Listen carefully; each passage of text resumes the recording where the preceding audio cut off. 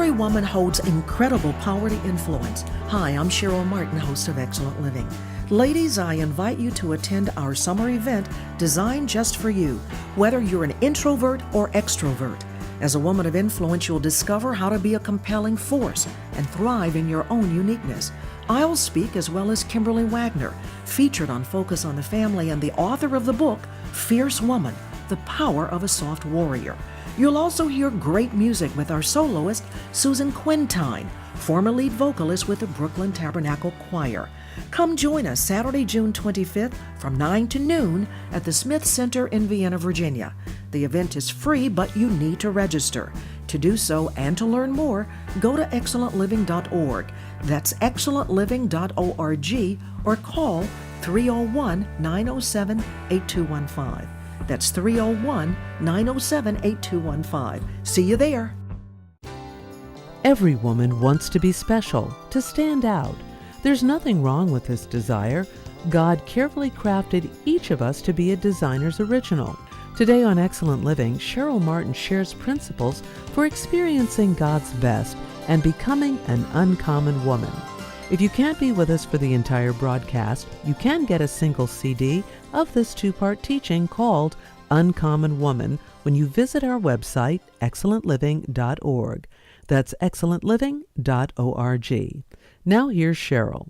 As long as I can remember, I've wanted there to be something special about me, something that makes me stand out in the crowd, not like anybody else, to be rare, exceptional, unusual, above the ordinary. In other words, an uncommon woman. I believe that that's the desire of most women here.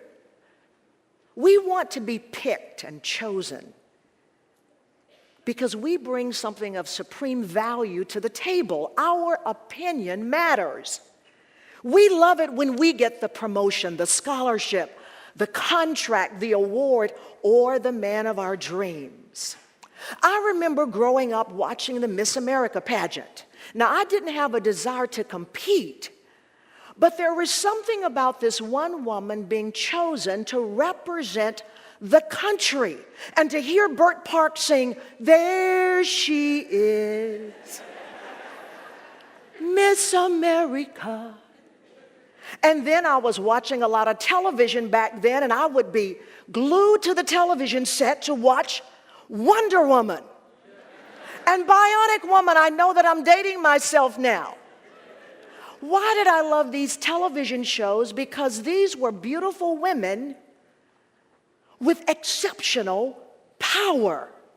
They could do what other women could not. They were in a league of their own, and I loved it. Well, ladies, sisters, girlfriends, I have some great news for you this morning. That the God of the universe, who knew you before you were formed in your mother's womb, who fashioned you, He has set you apart to be an uncommon woman. Rare, exceptional, unusual, above the ordinary. You may say, "Cheryl, look, I'm just trying to pay my bills. I'm just trying to be the best single mother, to be the best single, or to simply thrive in my marriage. I'm not trying to be uncommon. I'm just trying to make it through the day." But wait. Our Heavenly Father desires so much more for you. His Son, Jesus Christ, said in John 10:10, "I have come that you might have life and have it more abundantly, or to have it to the full." But in that same verse prior to Jesus saying that, in the same verse he said that Satan, our chief adversary, also has a goal. Satan has come to kill, to steal, or to destroy. Two competing forces. Jesus Christ says, "I've come to give you life, more abundantly. Satan says, no, I want to kill, steal, and destroy. He wants to destroy us spiritually, socially, physically, financially, spiritually, any way he can. So if you're like me, if you look at these two opposing forces in life, you're going to choose life, being the uncommon woman that God created you to be. What does that look like? God does not put a model out there without giving us clear examples to follow. That's what I love about God. And I'm going to share some of those principles today in terms of what is the essence of an uncommon woman. This is a kind of woman that all of us can be. This woman, first of all, is careful, not careless. Careful, not careless. She's careful in all of her dealing. She's going to be careful about her choices, her character, her conversation, her companions, but most importantly, careful about her commitment to follow Christ. She's in all the way. When we're careful, we're cautious in our actions. I am not proud of this distinction, but I've had my share of accidents. In the car and on my feet. I've totaled a car, hydroplaned, hit a restaurant, been distracted by a bee in the car, hit another car in front of me, had just got in the car. Now, by God's grace, I was able to walk away from all these incidents. Thank God for grace. But I finally came to a conclusion. Cheryl, you need to be more careful. I guess no one will be driving with me to the restaurant afterwards.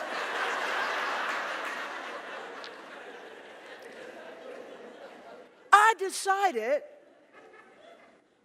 I need to be more careful, undistracted. I need to be deliberate and cautious when I'm driving, when I'm walking, to keep from having accidents that I can avoid. This decision has made a big difference to be more careful. Well, I am intrigued by how often this word careful is used in the Bible, a lot. In the Old and New Testament, for example, in 1 Chronicles 22:13, King David tells his son Solomon, his heir apparent, this is what he says: you will have success if you are careful to observe the decrees and laws that the Lord gave Moses for Israel. And in a few chapters over, David challenges his son in a large assembly, and he says in 1 Chronicles 28:8, be careful to follow not some, but all the commands of the Lord your God, that you may possess this good land and pass it on as an inheritance to your descendants forever. David was telling his son Solomon that his success in life, and Solomon's success was unprecedented.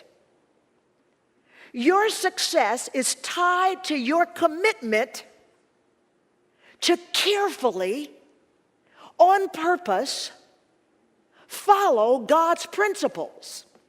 What does that tell us?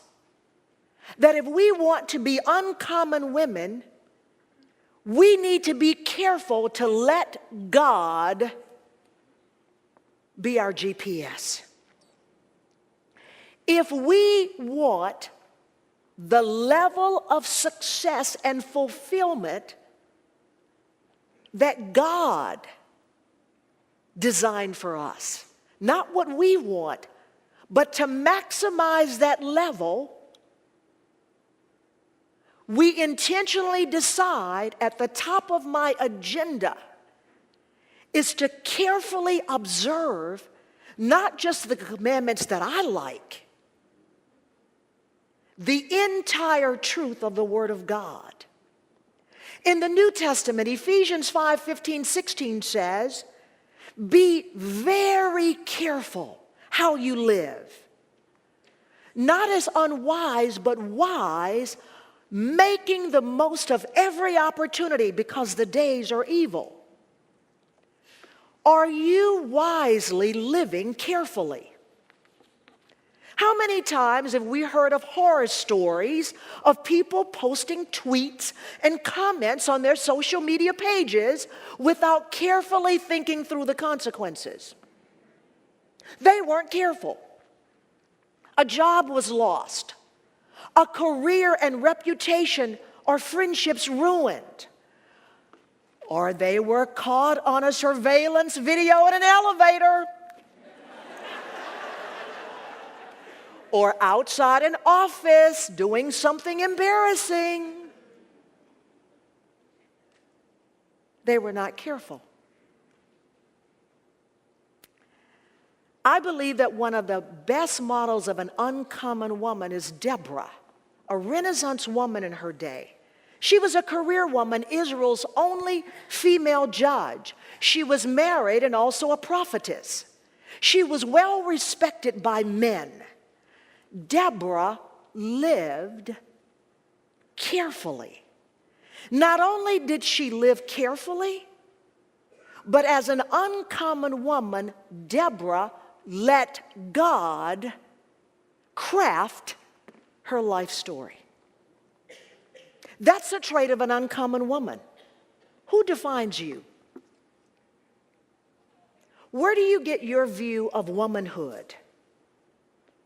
The culture or God? I encourage you this morning, let God craft your story. When we let God craft our stories, His story defied the odds. His story can open doors that others said would remain shut. His story can make you a trailblazer. Be careful which script you follow. You see, in Deborah's God story, it was God who chose her profession.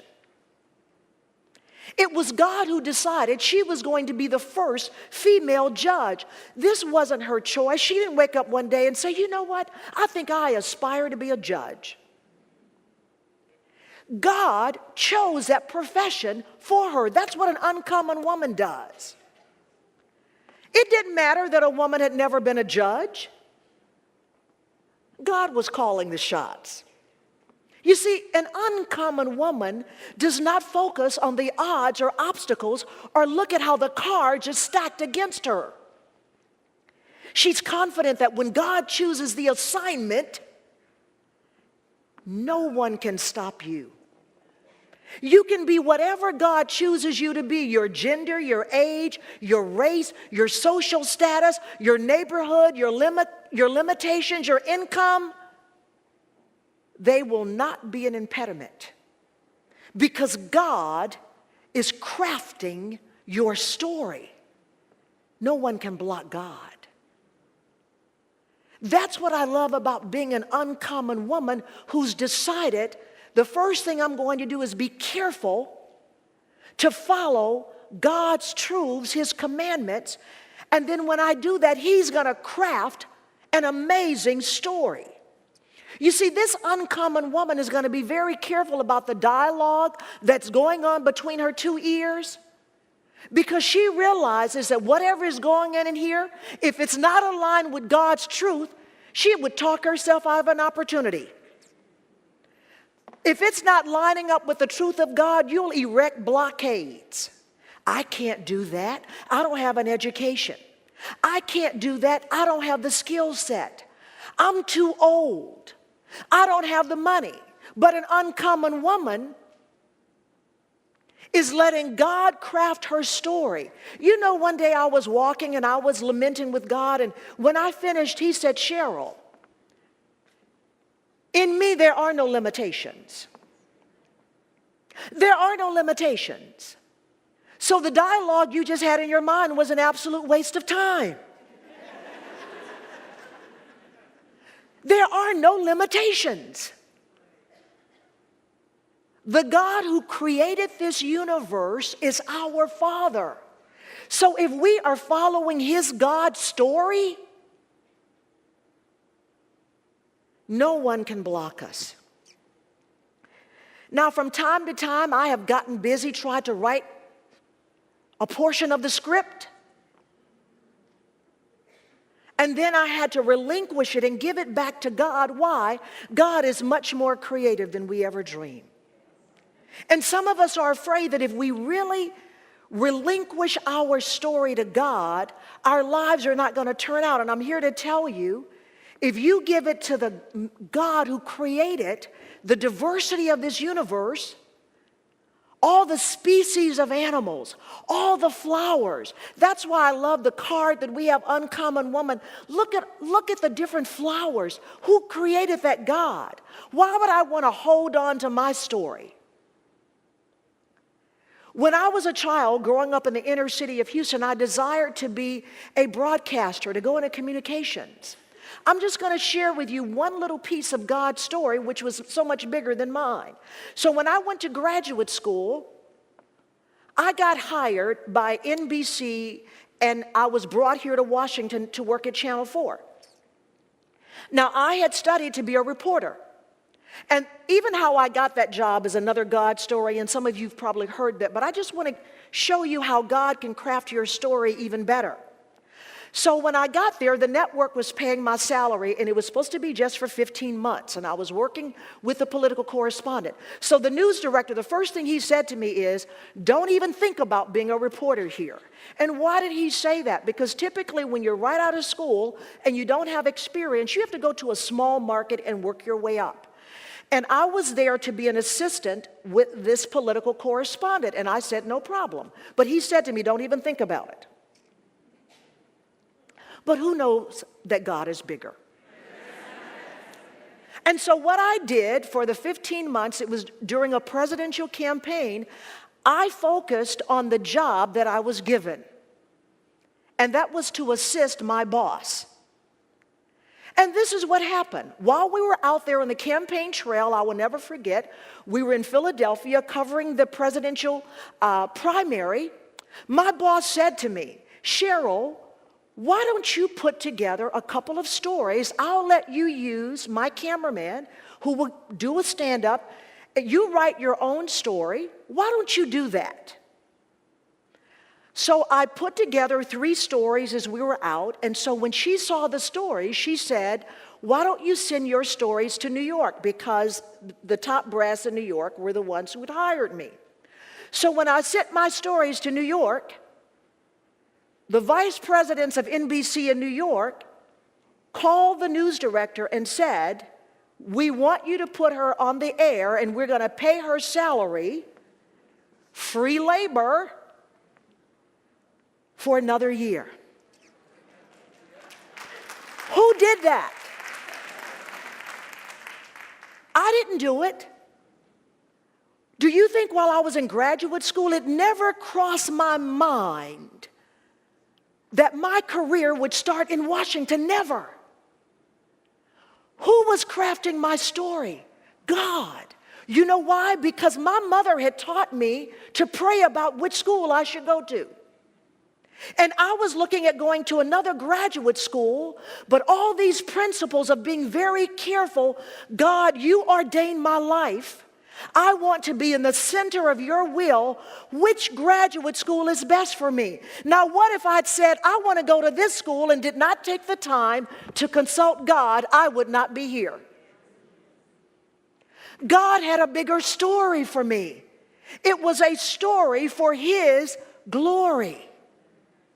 Man said it would never happen, but the buck stops with God. Are you confident that where you are right now is God's choice for you? Or are you pursuing your own dream without consulting God? God knows where all the jobs are. With his laser vision, he can see all over the world. That's why I want to be careful to observe his laws. You see, an uncommon woman is going to operate in supreme confidence. Not because she's all that, but because her God is. See, my confidence emanates not from the fact that I went to great colleges. It's because I accepted Christ as a child. One Tuesday night, I invited him into my heart. And I said, Lord, I am committed to following you wherever that leads because you ordained my life. I have 7 brothers and I'm the only girl, so apparently there is something you wanted me to accomplish as a female and not a male.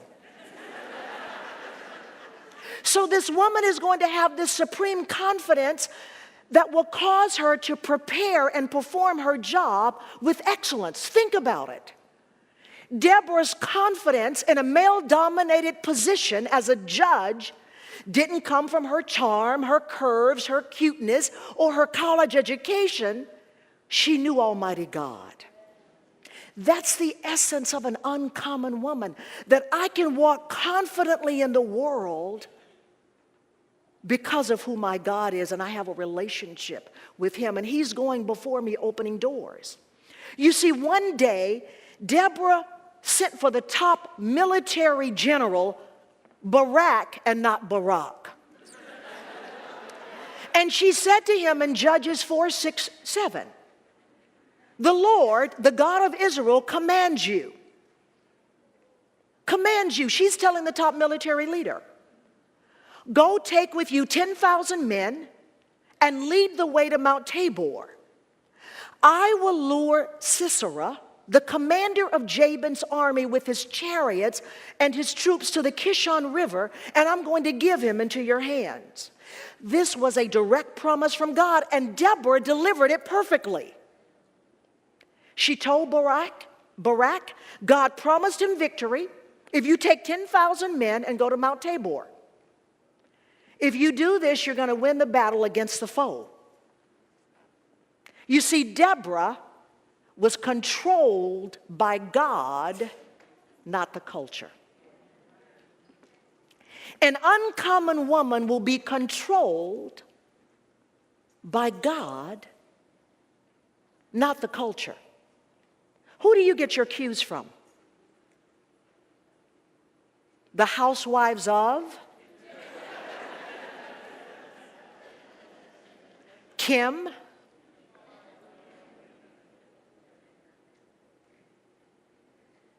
She was controlled by God. See, she was not intimidated getting the word to a top military leader because I'm about obeying God. This was not common in this culture that she was not afraid to speak. She didn't flinch when talking to someone in this office.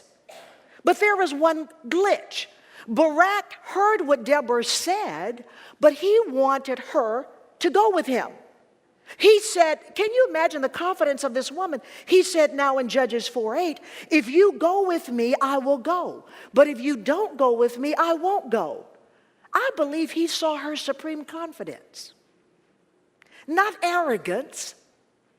You see, when we have spent time knowing the voice of God, we're not confused about what God has called us to do. We can walk with confidence because God is the one giving us direction. When I prayed all that time, God, which school? I knew without a doubt, I kept praying until God confirmed this is a school. I was no longer confused until I heard from God. I wasn't sure which direction to go. I had to keep praying and praying and praying.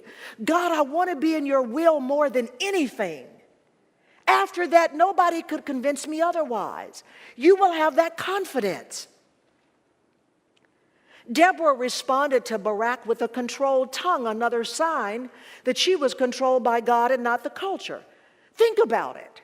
She could have had a comeback to Barak's request that threatened his manhood. She could have said, I can't believe you need a woman. Are you scared?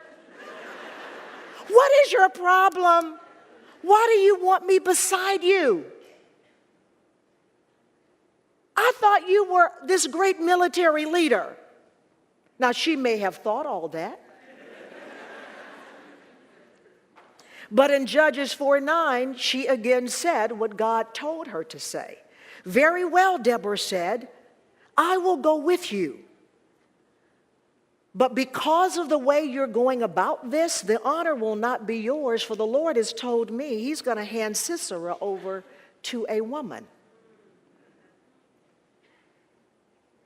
So in addition to being careful, letting God craft her story, possessing supreme confidence and being controlled by God, Deborah had learned a key principle. Control what you can control. This is a valuable trait of an uncommon woman. This has become what I say all the time now. Control what you can control. Have you ever spent time trying to control someone else's decisions, viewpoint, dating choices, lifestyle, trying to control their temper? It didn't work out, did it? It's much more prudent and productive to focus on controlling what we can control. And you know what I've discovered? That's a full-time job, controlling me. We'll have to stop there for today. Cheryl Martin has more to share next time in part 2 of her presentation called Uncommon Woman. Why would you settle for anything less when God created you to be distinct? You can order this entire teaching on one CD when you go to our website, excellentliving.org.